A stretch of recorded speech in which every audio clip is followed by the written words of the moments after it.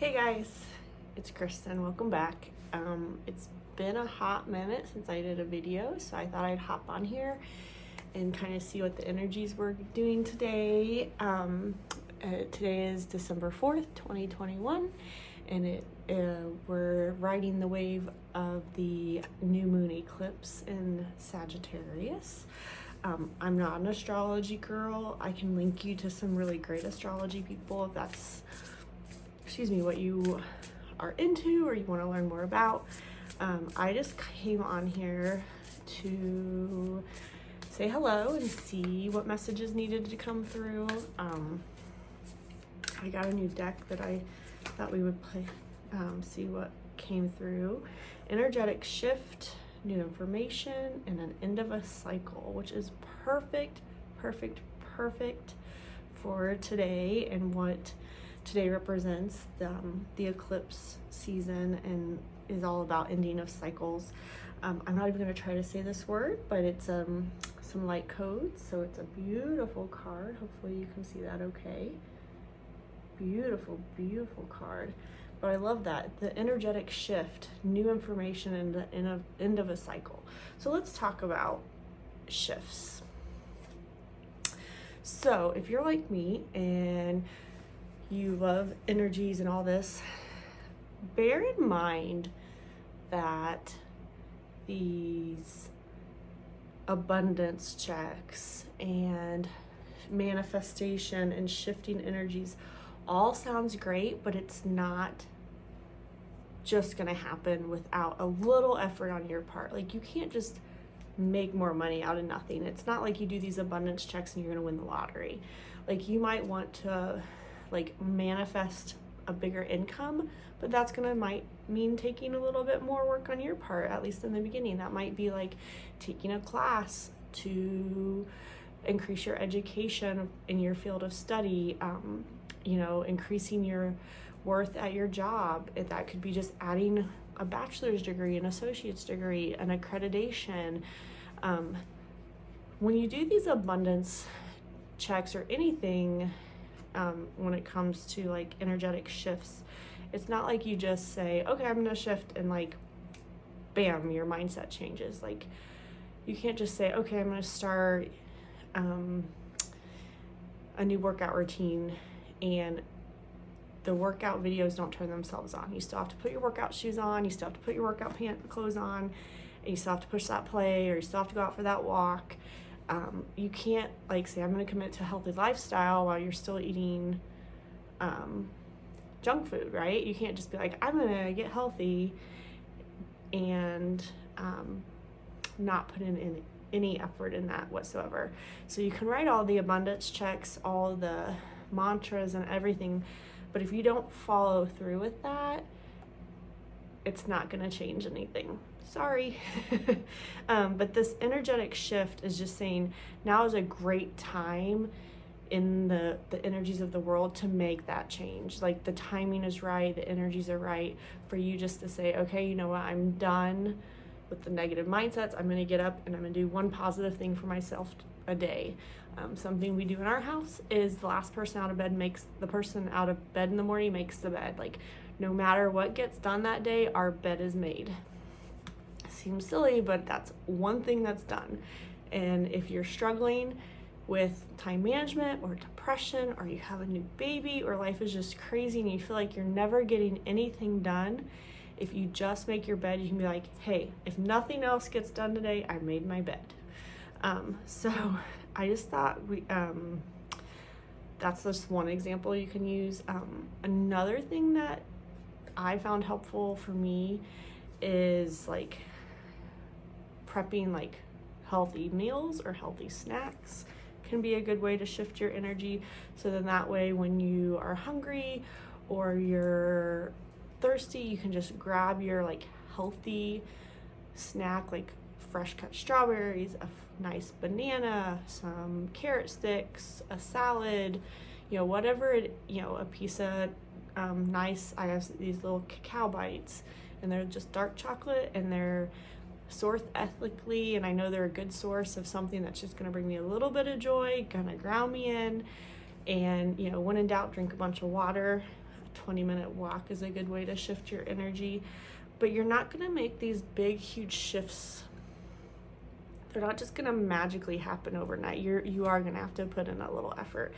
But I think the more, like, if you just look at it as little bites of like, okay, today I'm just going to focus on, you know, if you have a watch that counts your steps, I'm going to focus on doing 500 more steps, or just small shift changes.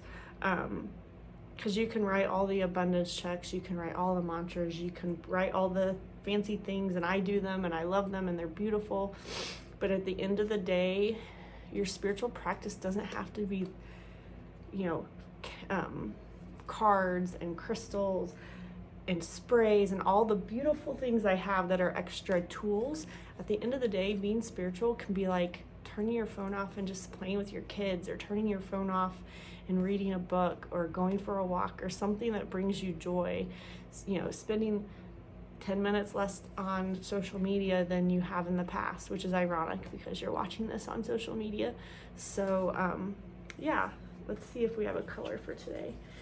But I think we get caught up in that spiritual practices have to be like getting up out of bed and meditating right away for 30 minutes. And it just doesn't have to be that. Like, your spiritual practice can be whatever you make it. It doesn't have to be complicated. It doesn't have to be, you know, pulling cards and meditating. It can just be happiness. Isn't that beautiful? Orange, look how happy she is. It can just be whatever brings you happiness. So if getting up and drinking a cup of coffee with some creamer in it makes you happy, that can be your spiritual practice for the day. Sometimes a spiritual practice isn't fun. Sometimes a spiritual practice is cleaning up the kitchen before you go to bed. Do you want to stay up the extra 10 minutes it takes to clean up the kitchen and wipe everything down?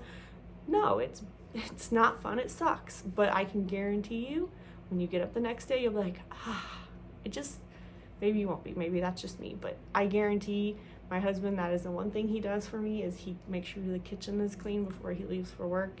And it is so nice to get up and just have a clean kitchen to start with.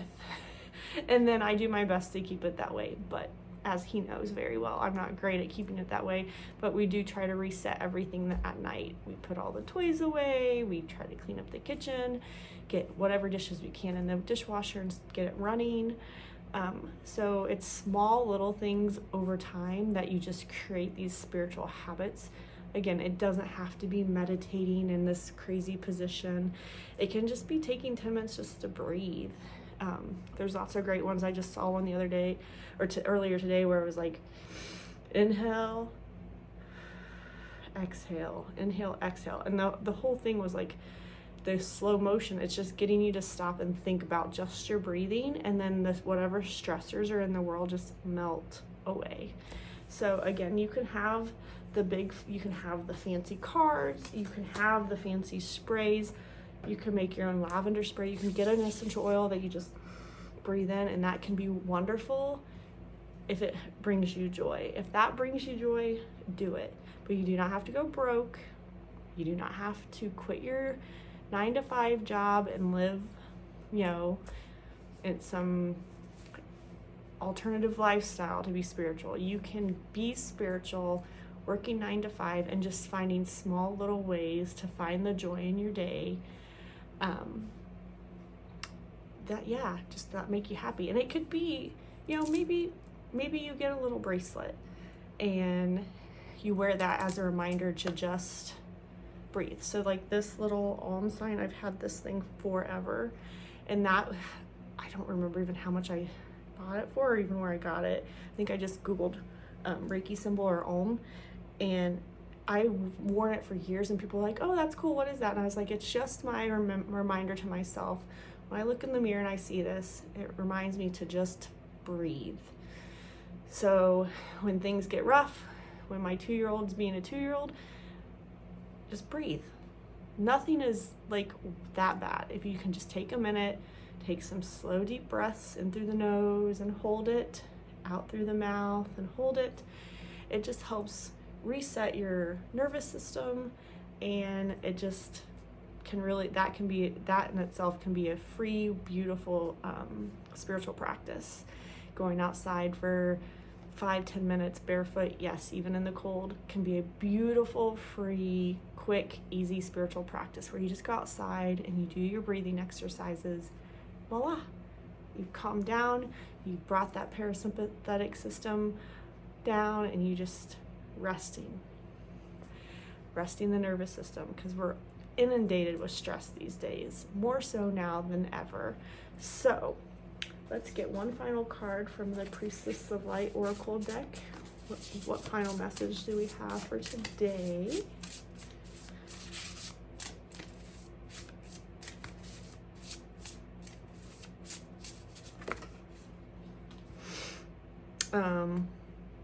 Clairvoyance, inspiration, interpretation, and trust.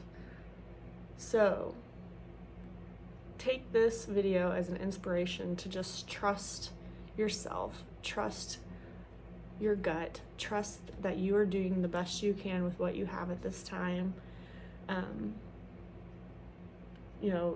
Just take a moment, breathe, and listen to what your heart asking you to do at this moment. It could be just needing an extra glass of water. It could be getting some fresh lemons in your water, getting a little thing of lemon juice and squirting in it your water. Some people, whatever brings you joy, just remember that to find your happiness in your day. Always find your happiness in your day, okay? So you got this. It's beautiful. It's a beautiful, chilly day here, but nonetheless, I did get outside and we played in the leaves, and we'll probably get back outside after nap. And yeah, just preparing for the holiday season. Happy holidays, Merry Christmas, Happy Hanukkah, Happy Kwanzaa. If I missed any of your traditions, I am so sorry. Happy whatever you celebrate, Happy Yule. But I hope you have a beautiful rest of your weekend. And just remember, these messages are timeless. So if you find this, whenever you find this message resonates with you, it is absolutely for you. And I thank you again for coming and joining me today. And I hope you have a beautiful weekend. Namaste.